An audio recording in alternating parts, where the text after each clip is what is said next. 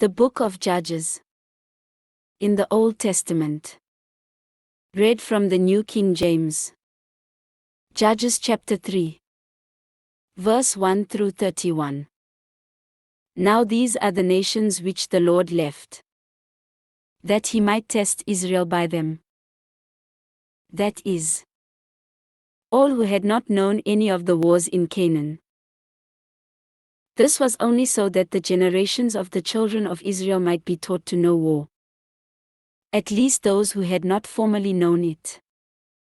Namely, 5 lords of the Philistines, all the Canaanites, the Sidonians, and the Hivites who dwelt in Mount Lebanon, from Mount Baal Hermon to the entrance of Hamath. And they were left, that he might test Israel by them, to know whether they would obey the commandments of the Lord, which he had commanded their fathers by the hand of Moses. Thus the children of Israel dwelt among the Canaanites, the Hittites, the Amorites, the Perizzites, the Hivites, and the Jebusites. And they took their daughters to be their wives, and gave their daughters to their sons, and they served their gods. So the children of Israel did evil in the sight of the Lord. They forgot the Lord their God, and served the Baals and Asherahs. Therefore the anger of the Lord was hot against Israel, and he sold them into the hand of Cushan-Rishathaim king of Mesopotamia. And the children of Israel served Cushan-Rishathaim 8 years. When the children of Israel cried out to the Lord raised up a deliverer for the children of Israel. Who delivered them? Othniel the son of Kenaz, Caleb's younger brother. The Spirit of the Lord came upon him, and he judged Israel. He went out to war. And the Lord delivered Cushan-Rishathaim king of Mesopotamia into his hand. And his hand prevailed over Cushan-Rishathaim. So the land had rest for 40 years. Then Othniel the son of Kenaz died. And the children of Israel again did evil in the sight of the Lord. So the Lord strengthened Eglon king of Moab against Israel, because they had done evil in the sight of the Lord.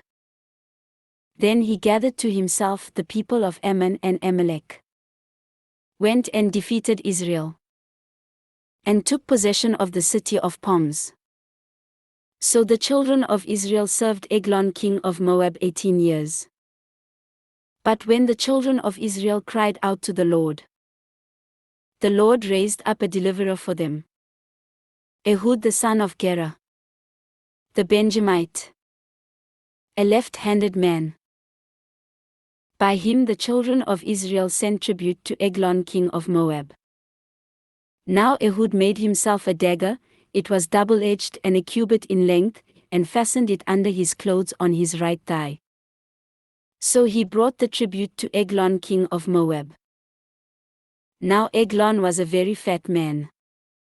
And when he had finished presenting the tribute, he sent away the people who had carried the tribute. But he himself turned back from the stone images that were at Gilgal, and said, I have a secret message for you, O king. He said, keep silence. And all who attended him went out from him. So Ehud came to him, now he was sitting upstairs in his cool private chamber. Then Ehud said, I have a message from God for you. So he arose from his seat. Then Ehud reached with his left hand, took the dagger from his right thigh, and thrust it into his belly. Even the hilt went in after the blade, and the fat closed over the blade. For he did not draw the dagger out of his belly, and his entrails came out. Then Ehud went out through the porch and shut the doors of the upper room behind him and locked them. When he had gone out, Eglon's servants came to look. And to their surprise, the doors of the upper room were locked. So they said, "He is probably attending to his needs in the cool chamber." So they waited till they were embarrassed. And still he had not opened the doors of the upper room. Therefore they took the key and opened them. And there was their master, fallen dead on the floor. But Ehud had escaped while they delayed, and passed beyond the stone images and escaped to Syria.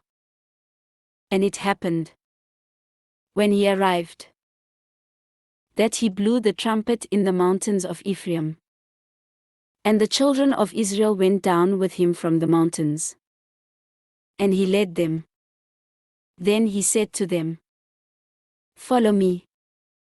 For the Lord has delivered your enemies the Moabites into your hand." So they went down after him, seized the fords of the Jordan leading to Moab, and did not allow anyone to cross over. And at that time they killed about 10,000 men of Moab, all stout men of valor. Not a man escaped. So Moab was subdued that day under the hand of Israel. And the land had rest for 80 years. After him was Shamgar the son of Anath, who killed 600 men of the Philistines with an ox goad. And he also delivered Israel. This ends Judges chapter 3.